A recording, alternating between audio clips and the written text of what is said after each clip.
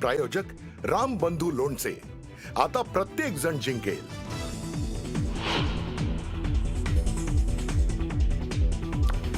राज्याचे क्रीडा मंत्री माणिकराव कोकाटेंनी अखेर राजीनामा दिला. कोकाटेंनी मुख्यमंत्र्यांकडे सुपूर्द केला राजीनामा.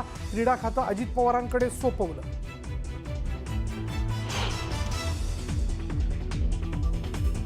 मंत्री माणिकराव कोकाटेंविरोधात अटक वॉरंट जारी. कोकाटेंना कोणत्याही क्षणी अटक होण्याची शक्यता. सदनिका गैरव्यवहार प्रकरणी कोकाटेंचा पाय खोलात.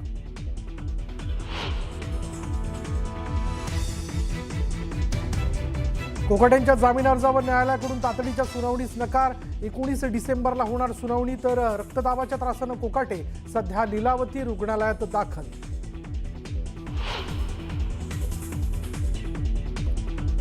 आणि वाल्मिक कराडचा जामीन अर्ज औरंगाबाद खंडपीठानं फेटाळला. बीडच्या मस्साजोगचे सरपंच संतोष देशमुख हत्या प्रकरणी केला होता जामीन अर्ज.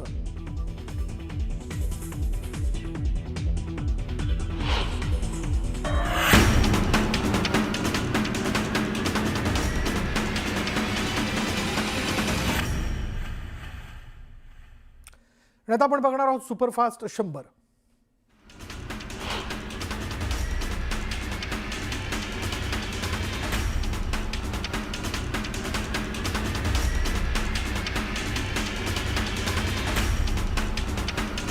माणिकराव कोकाटेंनी अखेर क्रीडा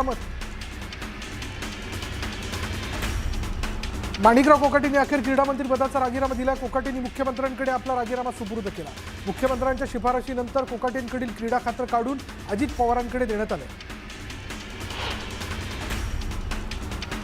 मंत्री माणिकराव कोकाटेंविरोधात अटक वॉरंट जारी करण्यात आले. कोकाटेंना अटक होण्याची शक्यता आहे. सदनिका गैरव्यवहार प्रकरणी कोकाटेंच्या अडचणीत वाढ झाली आहे.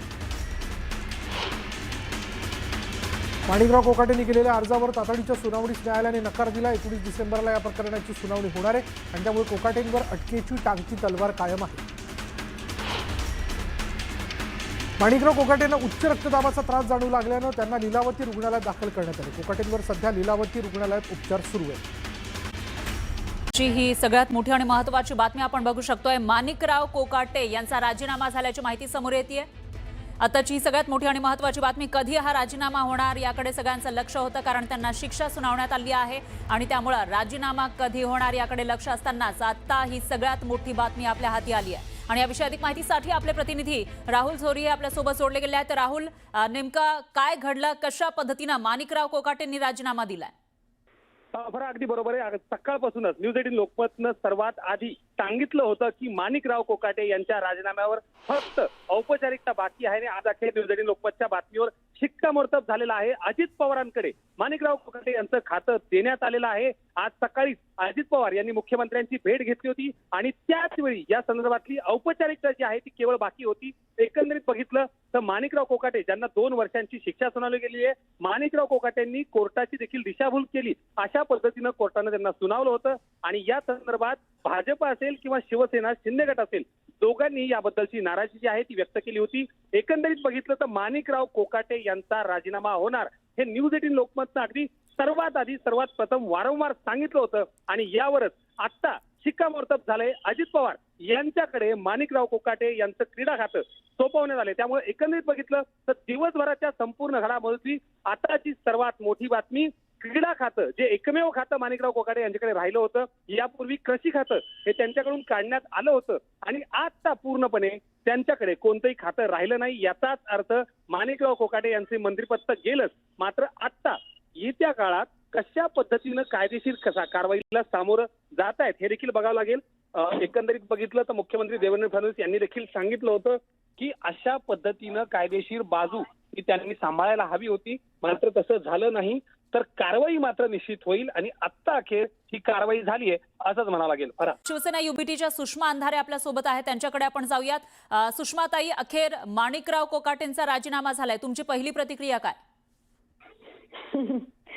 स्वच्छ प्रशासनाचे ढोल वाजवणारे देवेंद्रजी यांचं अभिनंदन मनपूर्वक.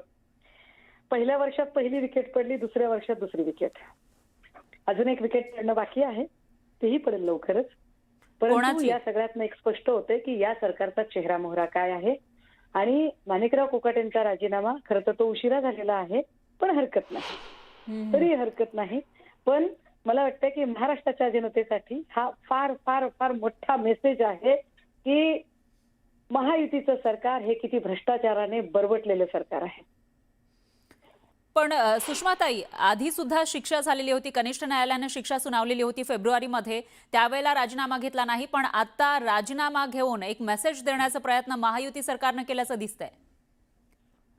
नाही, तसं जरी असेल असं आपण जे तुम्ही म्हणताय, कारण मी असं जर की महायुतीने हा मेसेज द्यायचा जर प्रयत्न केलाय असं काही असेल ना, तर याचा अर्थ ज्या अजित पवार किंवा एकनाथ शिंदे यांना सोबत घेऊन आपल्या सत्तेची वाटचाल या सगळ्या भाजपाने केली होती, आता त्यांना हे दोघेही नकोसे झालेले आहेत का, आणि म्हणून व्यवस्थित पद्धतीने या दोनही कुबड्या, अमित शहांच्या शब्दात, या दोनही कुबड्या आता छान पद्धतीने बाजूला केल्या जात आहेत.